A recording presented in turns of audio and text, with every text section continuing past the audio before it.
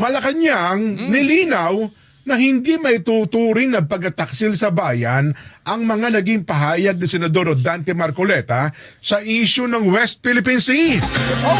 Aber, pakinggan natin ang report mula kay Madeline Villar Moratillo. Pakinggan natin.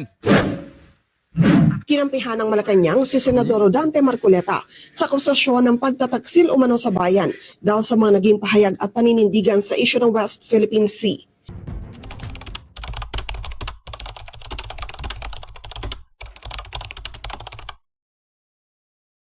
Pagbati po sa inyong lahat mga kababayan at mga mahal po naming taga-subaybay. Ako po ulit si Jazz Vlog. Masakit sa bangs ito mga kababayan. Ano na naman ba yan ka, Jazz? Oo po, kinampihan mga kababayan. Kinampihan ng Malacanang si Senator Dante Marcoleta sa isyu sa Philippine Sea, mga kababayan. Oo,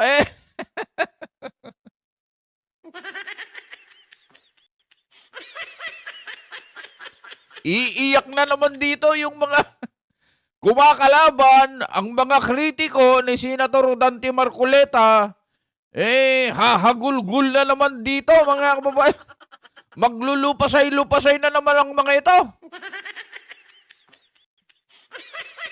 Mantakin mong kinampihan ng Malacanang ang stand ni Senator Dante Marcoleta sa issue sa West Philippine Sea, mga kababayan.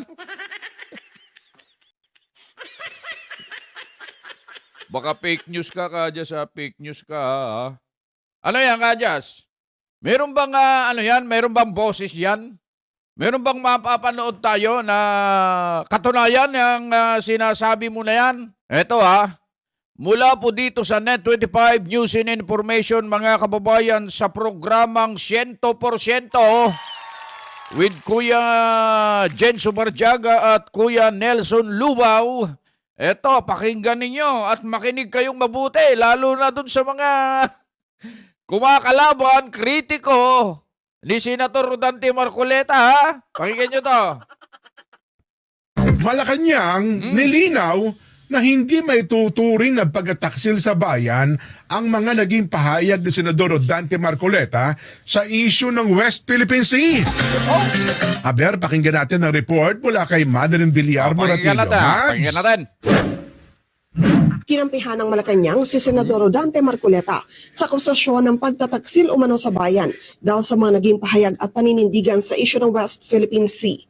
Giit ni Palace Press Officer Undersecretary Claire Castro, hindi naman ito maituturing na pagtataksil sa bayan. Alam naman po natin ang isa sa elemento po ng treason ay dapat mo po na merong actual state of war. So wala naman po tayo sa ngayon na wala po tayo sa estado ng actual state of war. Una rito, sabi umano ni Tariela, kung ang isang Pilipino ay nagdedepensa sa posisyon ng China, hindi na ito nagpapakita ng pagiging makabayan. Tumanggi namang magkomento si Castro sa debate ng ilang senador sa Senado patungkol sa issue ng West Philippine Sea at kung hanggang saan ang sakop ng Exclusive Economic Zone ng Pilipinas, batay na rin sa arbitral ruling.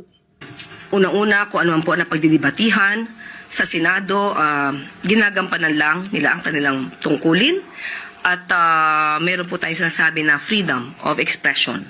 Pero ang nais din po ng Pangulo, maipahatid ninuman ng bawat Pilipino kung ano ba ang ating karapatan sa ating teritoryo, kung ano ba ang interest natin sa West Philippine Sea. Pagbibigay diin ni Castro, sa simula pa lang ay naging malinaw na ang paninindigan ni Pangulong Ferdinand Marcos Jr. na walang anumang bahagi ng teritoryo ng bansa ang isusuko. Ganun pa rin po ang posisyon ng Pangulo. Wala pong anumang bahagi ng teritoryo natin o anumang interes ang iso-surrender sa anumang foreign power. Pero dapat din po tayo maging tugma sa ating ipinapahayag. Una rito sa programang Saganang Mamamayan, nilinaw ni Marcoleta ang tungkol sa kanyang pahayag sa isyu ng Kalayaan Island Group na hindi naman umano nasa sakop ng Exclusive Economic Zone ng Pilipinas. Sinabi ni Marcoleta na nasa labas ng ating EEZ ang KIG, kaya paano umano ito malalagay sa buong West Philippine Sea? Linawin natin, hindi nyo talaga ipinamimigay. Bakit ko ipamimigay? Nandun na nga tayo, pamimigay mo pa. Sinabi ko lang. Oo. Kasi dapat maintindihan ninyo. Kung hindi nyo ma-enclose, kaya ko lang naman nasabi. To emphasize the point. Nagkaka-problema kasi. To emphasize the point. Oo. Para wag kayong magka-problema. Kasi namumroblema sila. Hindi sila makagawa ng mapa. O di give up nyo. Parang sinabi Pero nyo na, ano lang yun eh. kung hindi nyo gagawin yan, pamigay nyo na lang, parang gano'n. Hindi ba? Bakit naman na 17 years na nakakaraan, ba't di nyo pa magawa-gawa? Kung talagang gusto nyong gawin, matagal nyo nang nagawa yan. Giiti Marcoleta ang kanya mga detractors lang ang nagpapakalat ng mga negatibong balita sa kanya. Sa isang pahayag sa kanyang ex-account, sinabi ni Tariela na naniniwala naman siyang isang makabayang public servant si Marcoleta na kayang panindigan ang ating karapatan sa West Philippine Sea. Inimbitahan din niya ang senador na sumama sa susunod na Marine Domain Awareness o MDA flight ng Philippine Coast Guard sa Kalayaan Island Group. Para sa 100% balita, Madeline Villar Moratillo. Ayan mga kababayan, napakinggan ninyo. Yung pagkampi ng Malacanang kay Senator Rodante Marcoleta, mga kababayan. Ano sabi ni Auntie Claire? Hindi anya maituturing na pagtataksil sa bayan yung ginagawa ni Senator Rodante Marcoleta, mga kababayan. Alam nyo, ang Malacanang ay parehas na naninindigan dito sa katulad ng prinsipyo na ipinaglalaban ni Senator Rodante Marcoleta, mga kababayan. Ano po yun? Ang gusto ng Malacanang ipaglaban yung sa atin talaga. Yun naman talaga ang gusto ni Senator Rodante Marcoleta. Kaya lang, dapat alam natin kung ano yung pinaglalaban natin hanggang saan. Ang sukat, ano yung ating halimbawa, parang ganito para maintindihan ng ating mga manonood, mga kababayan. Kung kayo po ay mayroong lupa, alam niyong may lupa kayo doon, pero hindi nyo alam kung gaano kalaki ang sukat nito. Hindi nyo alam kung hanggang saan ang area ng lupa ninyo. Pagkatapos ay mayroong mangangamkam na ang sasabihin ay, "Oy, akin yan." Pagkatapos sasabihin mo, hindi amin yan." Alam kong yung nandyan na lupa, amin yan. Sasabihin sa iyo ng nangangamkam o nagkiklaim. Meron ka bang maipapakitang katibayan na mula rito hanggang dito ay inyo? Wala po. Kung siya ay meron siyang katibayan, yung nagkiklaim, meron siyang maipapakitang katibayan na yung lupa na yun na sinasabi mong sayo,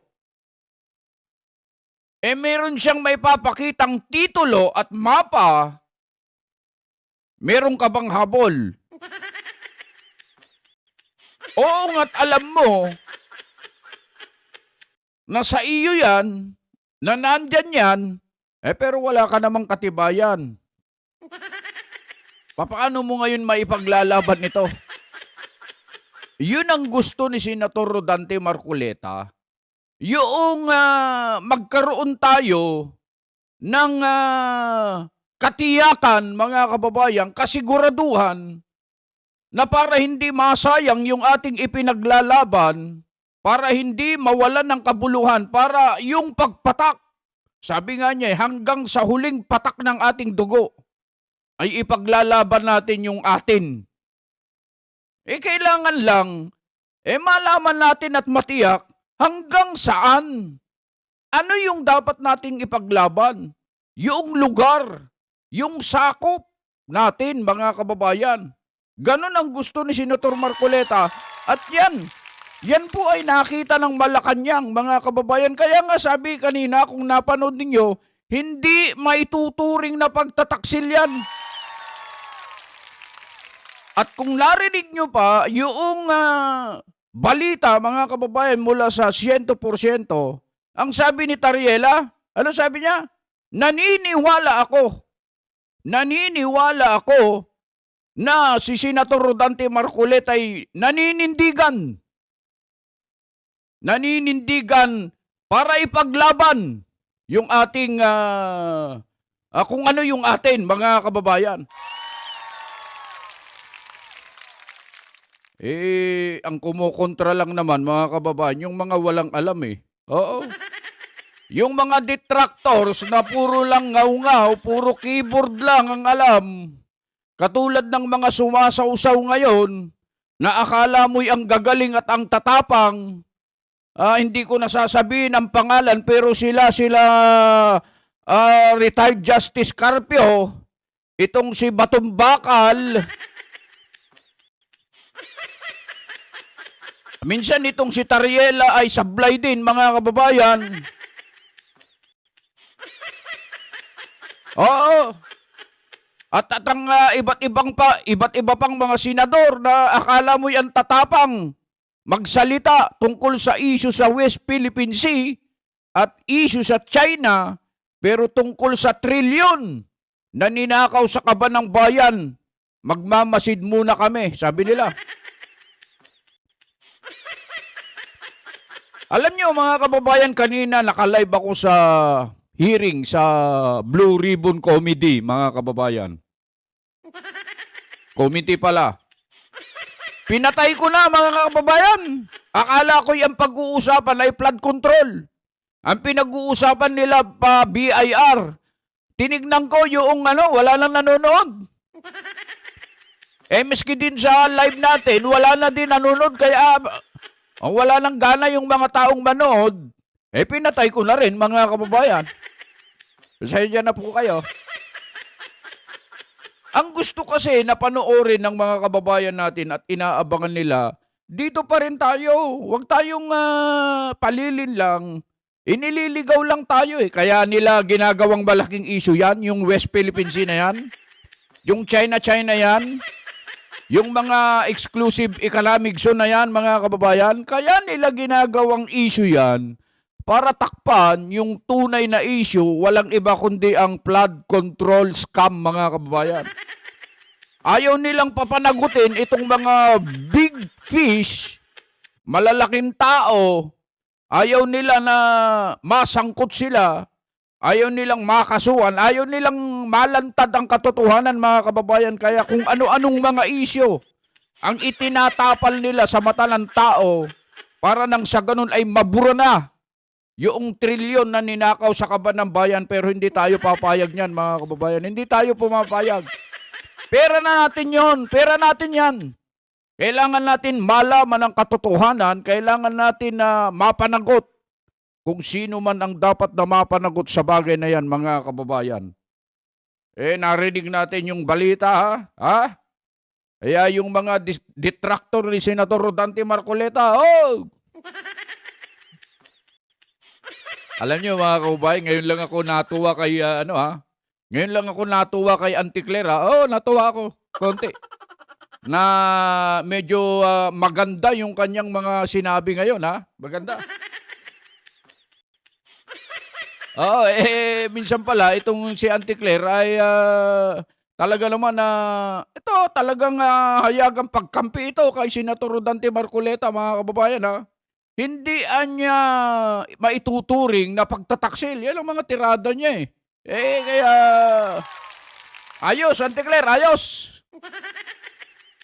Masakit lang sa bangs nito sa mga detractors ni Senator Rodante Marcoleta, Auntie Claire, yung sinabi mo. Hindi mo na mababawi yun. Nasabi mo na eh.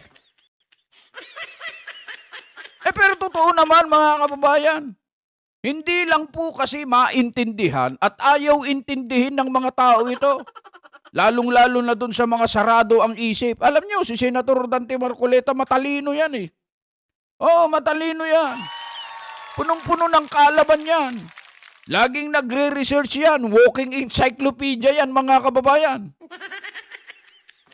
Nakikita nyo pagka humaharap sa debate, yung mga hindi alam ng mga ibang kasama niya sa Senado, mga abogado ba at abogado pa kung maturingan, katulad ni Wow Dagat, mga kababayan, yung ipinapakita ni Senator Rodante, ngumanga nga na lang ng ganyan. Oo, paano nyo nalaman itong mga ito? Walking encyclopedia yan, mga kababayan. Bueno, yun lang. Pinarating lang namin ito sa inyo, lalo na dun sa mga detractors ni Senator Rodante Marcoleta. Medyo masakit sa inyong bangs ito. Magbubuna kayo. Dapat, mga kababayan, kung kakampi kayo, doon kayo sa tama. Huwag doon sa puro kasinungalingan lang sinasabi at gusto lang magpasikat para linlangin ng mga tao, ilihis ang tunay na issue. Doon tayo sa tama, mga kababayan. Portahan natin si Senator Rodante Marcoleta sapagkat siya lang ang tunay at ang kanyang mga kasamahan. Alam naman natin kung sino-sino yan na tunay na nagmamalasakit sa ating mga Pilipino, mga kababayan. Beno, yan lang ang aming maipaglilingkod sa inyo sa araw na ito, mga kababayan. Muli po, ang inyong lingkod, Just Vlog, bumabati po sa inyo. Luzon, Visayas at Mindanao at sa lahat ng ating mga kababayan dyan sa abroad, mga OFW na nanonood po sa amin. Mga kapatid, saan po kayo distrito at lokal na katala, binabati po namin kayo. At lagi namin sinasabi ano man po ang ninyong ginagawa, nasaan man po kayo, lagi po kayong mag-iingat.